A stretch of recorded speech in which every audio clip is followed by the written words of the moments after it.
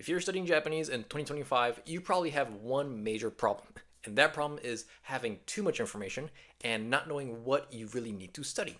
So you're right now probably watching a lot of YouTube videos and trying to learn from them, right? And you're trying to figure out how and what you should be learning and end up actually not being fluent.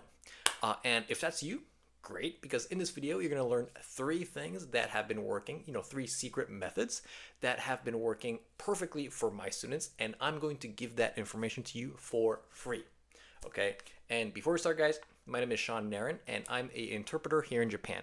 And because I was born and raised in Japan, on YouTube I teach people how to go from being nervous to natural in Japanese. Okay, so let's dive right into it. So these are the only three things that you need to do, and you can just forget everything else, because everything else, it's just noise, right? It's a distraction. So just do these three things, and trust me, you'll get ahead of a lot of people, because again, this has been working for my students as well. So I'm going to share it with you. All right. So the first thing I want to talk about here is learning what you actually say.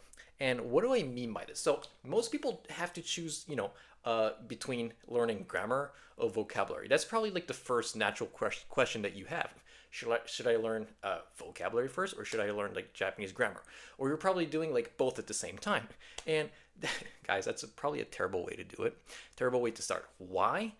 It's because hello, good morning, and goodbye doesn't really, make a conversation. They're just words, and, let's look at the grammar example. Okay, so we've got vocab, and people who do grammar alone, learning grammar alone, like something tai or something dis. Well, you learn this, but you can't really use it in real life, right? It's just a waste of time.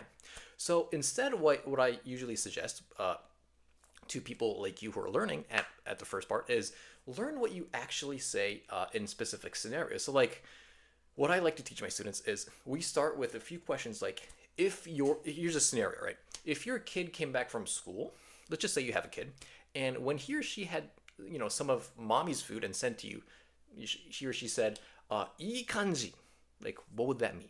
Right? We kind of brainstorm right here, and if your kid had your food and said "ii kanji," it probably means like I like it, right? So boom, you get I like it, right? "Ii kanji desu." And next we learn something like what's your name? My name is whatever. So namae wa something desu, right? And now when you hear someone's name and you like it, you can instantly say "namae ii kanji desu ne." Boom. There's your conversation, because like you know how to say ii kanji, you know how to say like I like it, and also you know how to say name. So the focus kind of has to be real phrases like this, not just words, not just learning a bunch of words or just grammar alone. It has to be kind of not a what's the word for it? Not a mixture of both or anything. It has to be real phrases.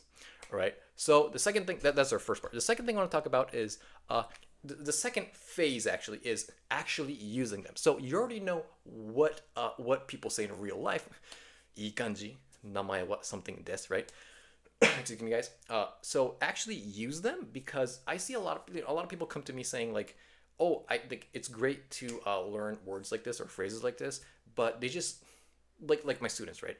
I love all my students, but some of them just don't do their homework. So they just meet me once a week, and then because they're not using them during the week, it's like you being a teenager and not driving a car. So when you start driving a car, eventually the kid who's driving every single day with daddy or mommy, right, gets better, instead of the kid who's lazy and drives only on weekends, right? So after you learn these phrases, you have to actually use them.